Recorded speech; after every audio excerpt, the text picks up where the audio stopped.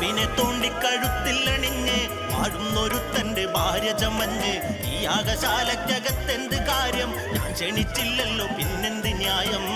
നാണം കെട്ട് നിൽക്കുന്നതെന്ത് ചന്തം? മാറു ദൂരേക്ക് പോകൂ, യാഗാഗ്നി താനെ അണഞ്ഞു പോകും. നിന്റെ കോലം കണ്ട കൊട്ടിയൂർ സ്വയം പൂവിലാണിടുന്നോ എന്റെ കുട്ടിയൂരപ്പൻ. ഓട്ടം തട്ടാതെന്നെയും കാത്തിടണേ എന്റെ കൊട്ടിയൂരപ്പ.